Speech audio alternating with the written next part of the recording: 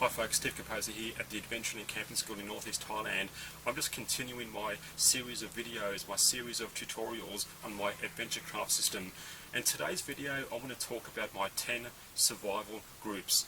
They're 10 groups, they're 10 groups of items. There's no one item, they're groups or categories or subjects, 10 things that you need to have regard for, that you need to cover, that you need to think about, that you need to basically satisfy in any sort of camping situation. If you're going camping, packing your camping gear, a survival situation, if you want to build a survival kit, a bug out bag, an EDC bag, any sort of situation like that. If you're prepping at home, these are the 10 things you need to look out for. And I'll be quite prepared to admit I always talk about videos. If something's my idea in a video, I'll say it's my idea quite often. When I made, for example, char cloth in a bamboo container, that was totally my idea.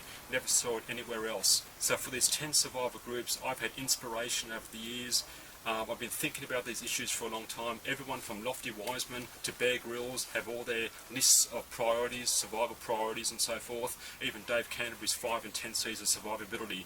So it's all given me inspiration, and I've just created my own list of 10 survival groups. So the 10 survivor groups are as follows. Number 1, shelter. Shelter is fairly self-explanatory.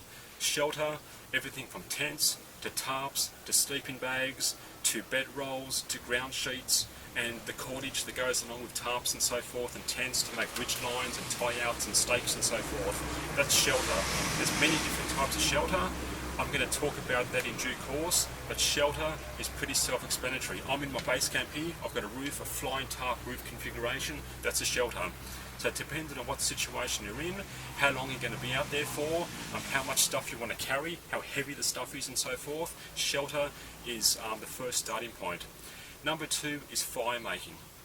Now fire making, you need to make means of fire. Fire is a part of survival. You can boil water, cook food, disinfect water. It's for warmth, it's for survival. It's for a psychological boost as well. In many cases, a fire can just help you survive. It's a psychological boost at night times and so forth. You can scare away insects, animals. There's a whole host of things fire is good for. Fire is obviously central to survival.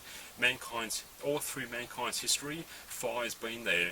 So you need means to make a fire. And in actual fact, I've already talked a lot about fire. I've got a separate playlist, fire making. I've got 25, I think it's 27 videos now, where I talk about and advocate the means that you need to make fire, the things you should be carrying, and the fuels and the portable fuels you need to be carrying. I've got videos are already there. I talk about tinder, my primary and secondary tinder concept.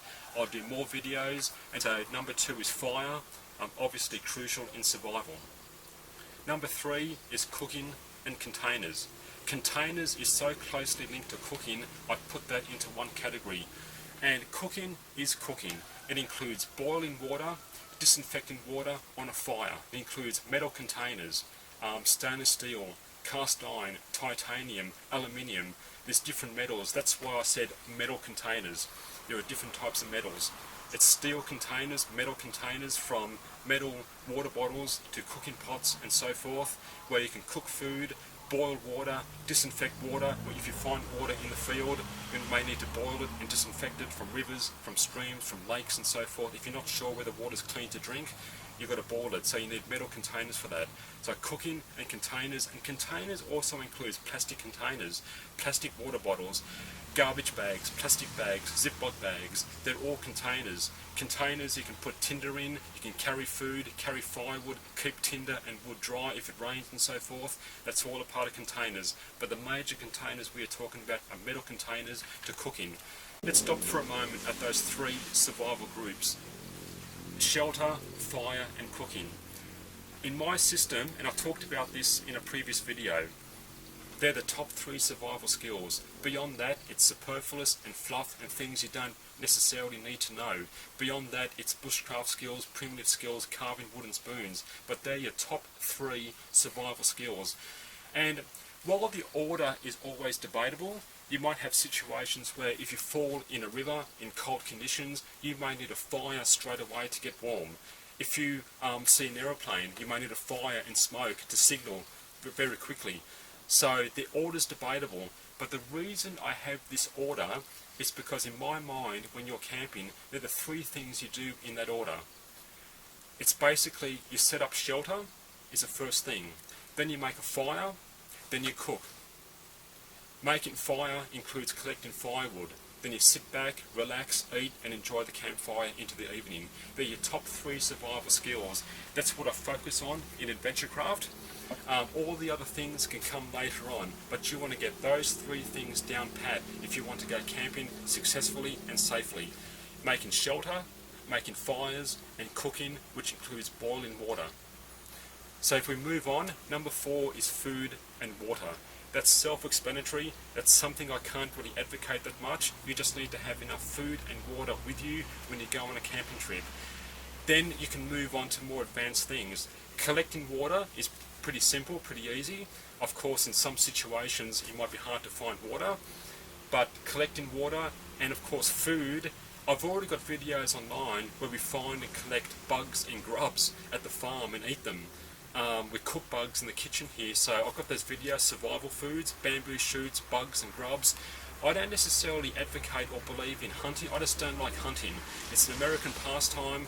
Yes, in a survival situation, hunting and so forth, snares and all that, but that's more advanced and down the track.